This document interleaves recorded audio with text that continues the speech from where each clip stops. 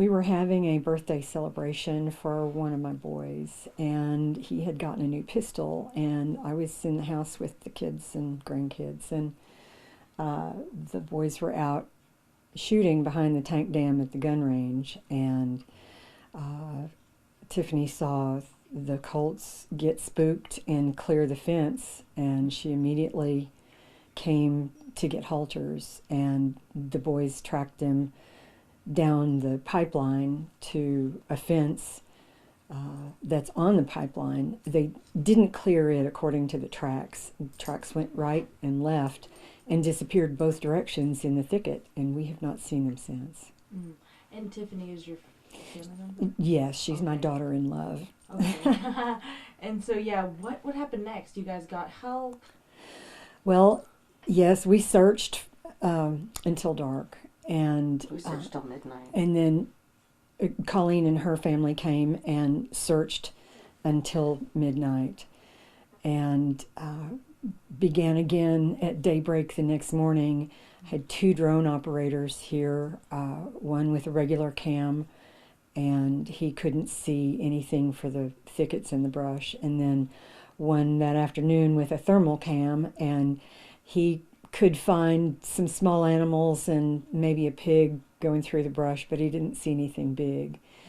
And then the next day, well, that was Sunday, when everybody was out on horseback and ATVs and trying to get through the brush.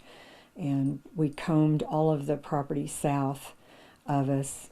And the following day, the game warden came out, Brad Clark, and he bought a really military-grade thermal drone, and he found a couple of big pigs, but he said there wasn't anything else out there except a few cattle, and he could get close enough to see that they were just cattle. He didn't find any heat signatures south of us. Horseback rider went across the road where the old gin is on the Fair Foundation land, and since it was the last day of gun season, she didn't get off of that land just because it wasn't real safe. There were people in the woods hunting and shooting. Mm-hmm. But we haven't seen them since. First of all, why are these colts so valuable and important to you guys?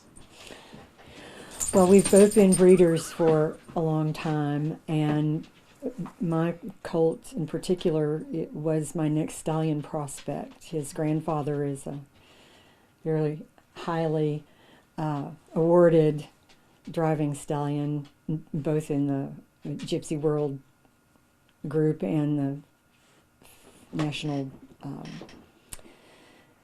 Feathered Horse Classic show system. He has produced multiple champion horses, and the lady that I got him from, I followed her around for almost a year before she sold him to me. Oh, wow. So this colt is really kind of priceless to my breeding program, and Colleen's baby is just as well bred, and it was born to be somebody's show baby. And these horses bring, pretty good amount of money, but for us, the money is kind of just to keep the barn going.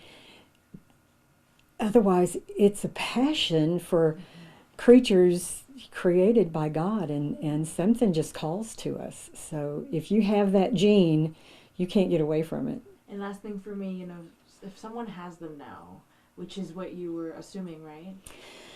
We were thinking that since we could not find them within a half a mile or a mile, and they couldn't because of fences get any further, that somebody has picked them up.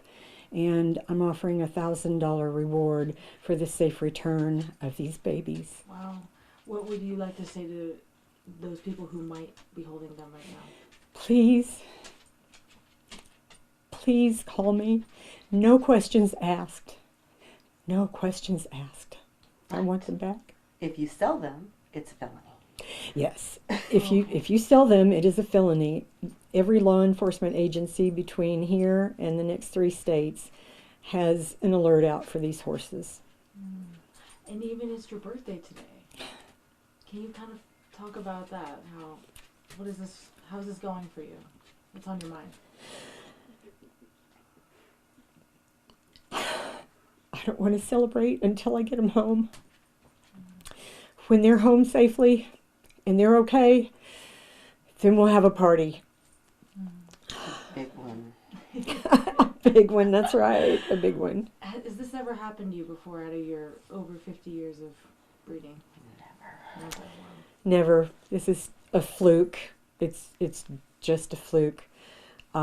Horses, Chapter 87 of the Civil Code says that an equine professional isn't liable for injury or death for a participant in equine activities because they are livestock and there is an inherent risk.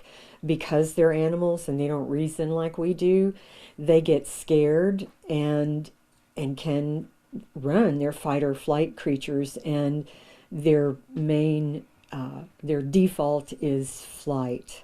And these are just weanling babies. They're less than a year old and very sweet and friendly. They'll stick their head in a halter. They'll get in a trailer. They'll come if you shake a bucket. They're very kind and loving. And we just want them home.